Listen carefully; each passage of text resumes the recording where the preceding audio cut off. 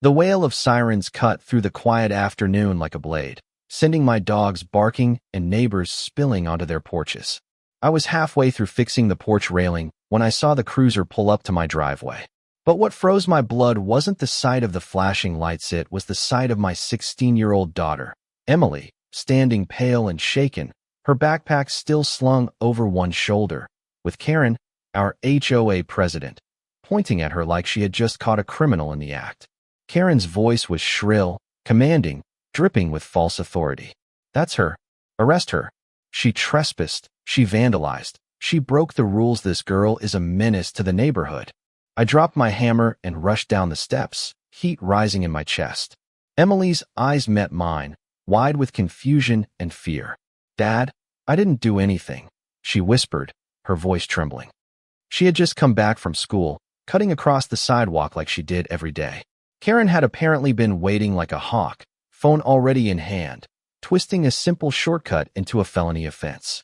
The officers looked uneasy, glancing from Karen to Emily, their hands hesitating near their belts. They knew me, but they hadn't spotted the badge on my belt yet. To them, I was just another homeowner. Karen puffed out her chest, her bulk casting a shadow over my daughter. "You think you can get away with this because your father owns this property? The HOA owns this street, and we will not tolerate criminals walking free." Her words carried across the cul-de-sac, drawing neighbors out with phones raised, recording every second. She loved an audience, and today she thought she'd finally humiliate us publicly. I stepped forward, my voice sharp as a whip. "Step away from my daughter, Karen." The deputies turned, startled at the authority in my tone. With deliberate calm, I pulled my badge from my belt and held it up so the crowd could see. "Sheriff Thomas Lane, county jurisdiction. And you'd better have real evidence before you call my officers to arrest a child for walking home." The silence that followed was thunderous. Karen's face twisted, her arrogance faltering for the first time, but she pressed on, desperation pushing her forward. She cut through the common path. She damaged the HOA's hedges. "She's a repeat offender." Her voice cracked, and for a moment she looked almost unhinged, as though she truly believed Emily was some mastermind criminal. Emily's hands trembled as she pulled something from her backpack, a folded piece of paper. She held it out to me with tears stinging her eyes. "Dad," I tried to tell her. "I got permission." I opened the letter and felt a rush of pride mixed with fury. It was a signed note from Mrs. Gutierrez, our elderly neighbor, granting Emily permission to use her side path as a shortcut whenever she wanted. She had given it gladly, grateful that Emily stopped by often to help her carry groceries or water her plants. I turned the note around so everyone could see, the neighbors murmuring louder, some even laughing at the absurdity of it all. "Here's your vandalism, Karen." A written invitation. My daughter wasn't trespassing, she was helping. The deputies relaxed, one of them sighing as if the whole call had been a waste of his time. That should have ended it. But Karen wasn't finished. She started shouting, her words tumbling out wild and incoherent.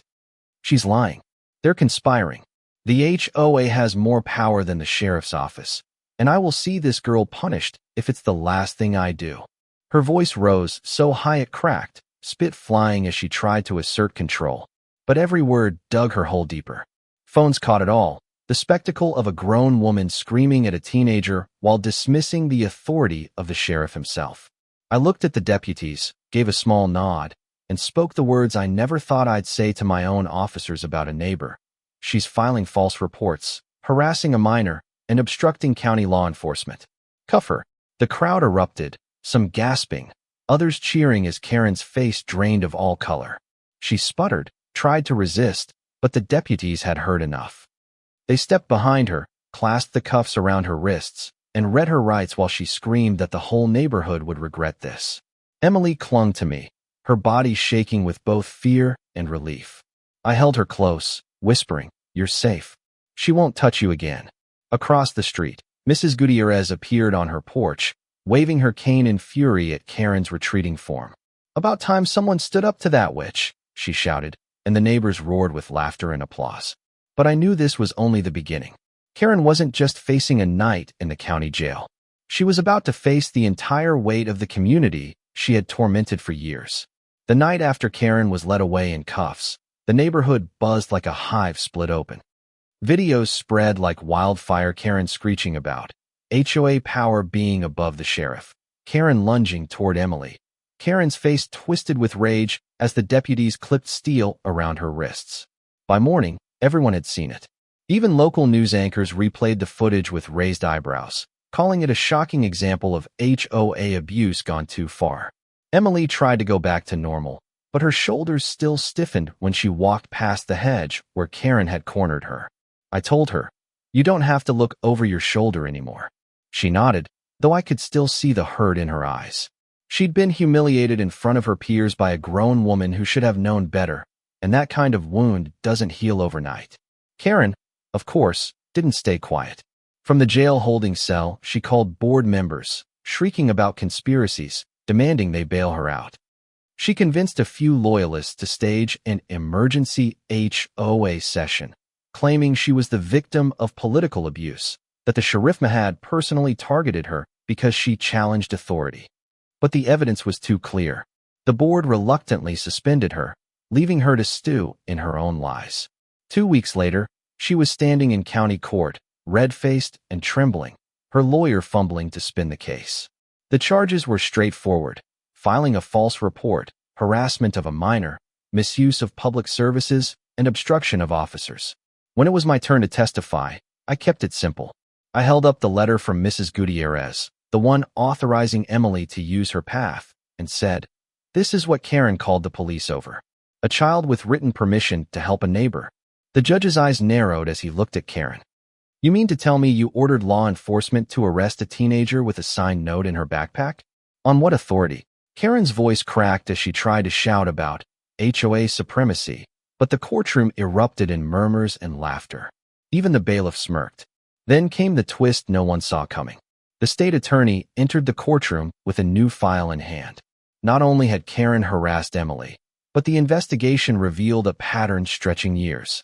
False complaints against families who resisted her fines. Altered HOA bylaws she forged without votes. Thousands of dollars funneled into administrative fees that mysteriously aligned with her personal bank deposits. What began as a petty act of harassment now looked like organized fraud. Neighbors gasped as the details were read aloud. Parents stood and shook their heads in disgust. One father shouted, "She fined my son $100 for riding a skateboard on the sidewalk. Where did that money go, Karen?"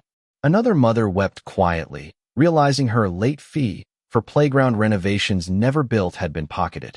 Karen's lawyer tried to object, but the judge silenced him with a slam of the gavel. "This court will not tolerate HOA tyranny parading as law. Mrs. Whitmore, your behavior is not only disgraceful, it is criminal." Karen slumped into her chair, her eyes darting wildly, searching for support that no longer existed. The board members who once clapped for her now sat frozen, ashamed, unwilling to meet her gaze. By the end of the day, the ruling was clear: Karen was guilty. She was ordered to pay restitution to every family she had wrongfully fined, barred from holding any HOA position again, and sentenced to 6 months of community service, ironically, cleaning the very public park she had claimed to be improving with stolen funds. The neighbors erupted in applause as the gavel fell, the sound echoing like thunder through the courtroom. When we left the courthouse, Emily held my hand tightly. "Dad," she whispered, "did we really stop her?" I knelt to meet her eyes. "We didn't just stop her. We showed everyone what happens when lies meet the truth. You stood tall when she tried to break you. That's strength, Em." That evening, the cul-de-sac felt different. Neighbors came over with casseroles, cookies, even handwritten notes for Emily. Mrs. Gutierrez shuffled down with her cane, tears in her eyes, hugging Emily tight. "You saved more than yourself, dear," she said. "You saved this whole neighborhood." The HOA restructured under new leadership, this time with transparency. No more shadow bylaws, no more threats tucked under windshields. Kids played freely, skateboards rattled down sidewalks, and laughter returned where silence once ruled. And my daughter? She walked that shortcut proudly every day, chin high, knowing no one could touch her again. The wooden board still hangs at the corner of our lot, painted by Emily herself. "My kid, not your law." The handwriting is crooked, the paint chipped, but to me it's the most powerful declaration in the world. A reminder that family comes before fear, and that truth is stronger than intimidation. So I'll leave this question with you as I write to cuff Karen that day, to turn her own game against her. Or should I have handled it differently? Share your thoughts, because in battles like these, what's right and what's wrong matters more than ever.